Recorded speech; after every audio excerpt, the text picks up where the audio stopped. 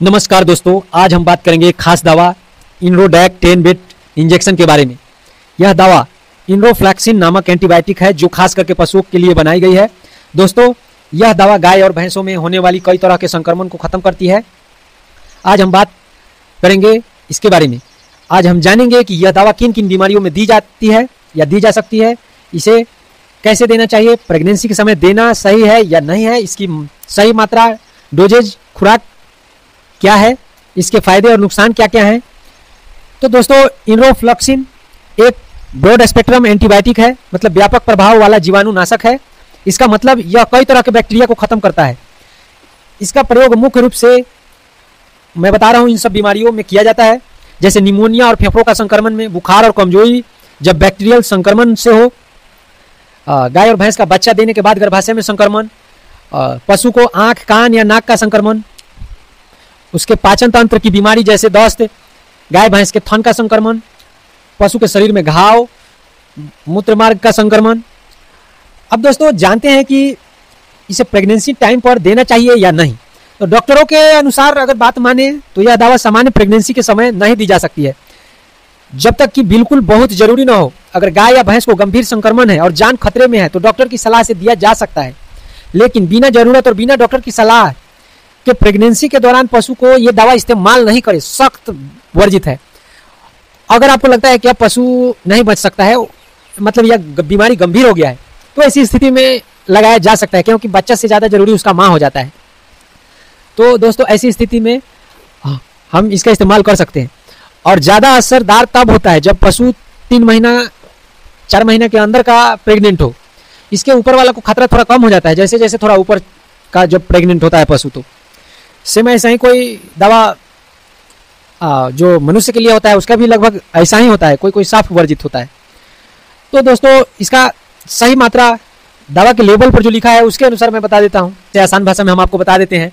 अगर गाय का वजन 300 किलोग्राम है तो लगभग 7 से 15 ml तक आप लगा सकते हैं दवा, यह इंजेक्शन।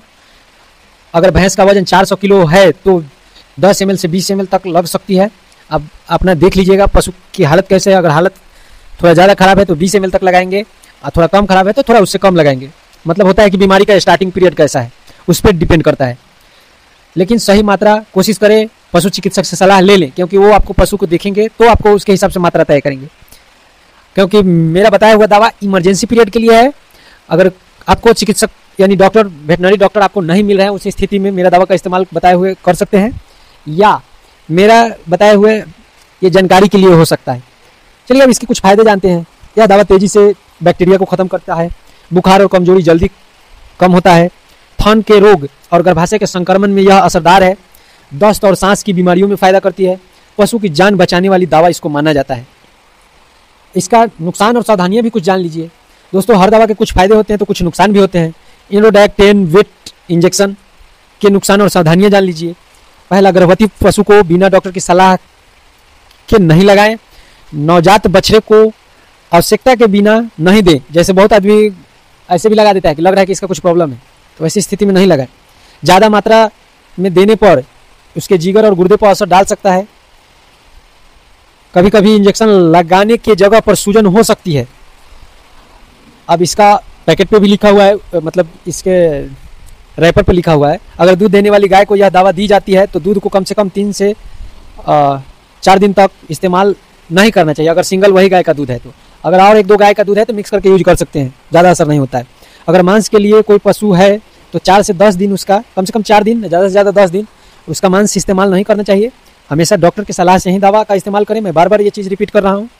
तो दोस्तों, आज हम जान गए कि इनरोडैक 10 बिट इंजेक्शन यानी इनरोफ्लैक्सिन किस काम आता है। यह दवा गाय और भैंस के लिए बहुत ही असरदार है, लेकिन इसका इस्तेमाल सावधानी से और केवल पशु चिकित्सक की सलाह पर ही करनी चाहिए। याद रखिए, गलत दवा गलत समय पर देने से फायदा नहीं बल्कि नुकसान हो सकता है। इसीलिए किसी भी पशु को दवा देने से पहले नज़दीकी वेटनरी डॉक्टर से जरूर सलाह लें।